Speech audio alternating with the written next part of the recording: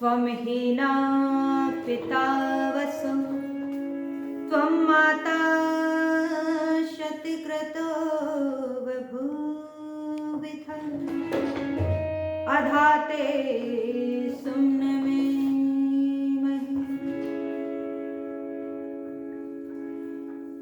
वर्तमान समय में हम देखते हैं लोगों को जब दान की चर्चा होती है तो लोग चर्चा करते हुए कहते हैं फला व्यक्ति ने उस मंदिर में, उस संस्था को, उस धर्मशाला को, उस गुरुकुल को इतना दान दिया है। और फिर एक शब्द कहते हैं, काश ऐसा व्यक्ति हमें भी मिल जाए। लेकिन याद रखना, यही विचारों का परिवर्तन है। कोई ये नहीं कहता कि काश मैं भी इसी तरह से दान कर सकूं जैसे फला व्यक्ति ने किया है, जैसे वह अपने धन का सदुपयोग कर रहा है। और याद रखना, जब महात्मा भर्तृहरि जी को पढ़ा तो वो लिखते हैं कि इन सब दान में सबसे उत्तम दान विद्या का दान होता है। हम किसी को धन का दान देते हैं, वस्त्र का दान देते हैं, भोजन का दान देते हैं तो मात्र उसका कुछ समय ही सुरक्षित रख पाते हैं।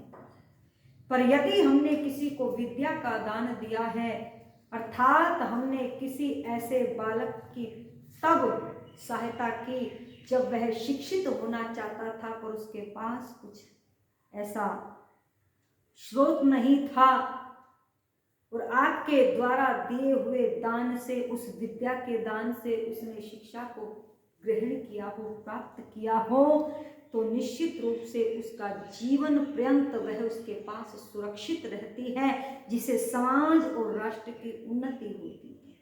क्योंकि महात्मा भर्तृहरि जी कहते हैं कि विद्या विहीन मनुष्य पशु के समान होते हैं। कैसे? तो क्या कहते हैं एक श्लोक के माध्यम से, ये शाम न विद्या न तपो न दानम ज्ञानम न शीलम न गुणो न धर्मा ते मर्त्य लोके भुवि भार भूता मनुष्य रूपेण मृगाश्च चन्ति। जिन मनुष्यों में न कोई विद्या होती है और न वह विद्या को प्राप्त करने का प्रयत्न करते हैं, न तपस्या करते हैं, न दान की प्रवृत्ति होती है, न ज्ञान प्राप्त करने की जिज्ञासा रखते हैं, जिज्ञासा रखते हो, न सरल स्वभाव है, न धर्म युक्त व्यवहार है, ऐसे मनुष्य धरती पर भार बन करके पशु के समान खाते पीते और जीवन को नष्ट कर रहे हैं।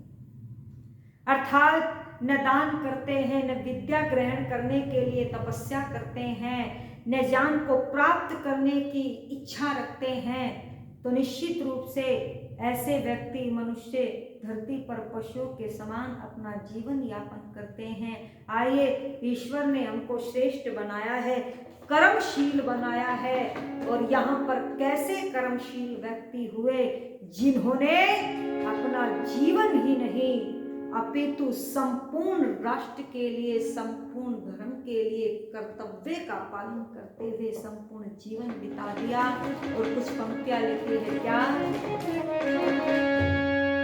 राम के वंशज कृष्ण के बेटे ऋषियों की संतान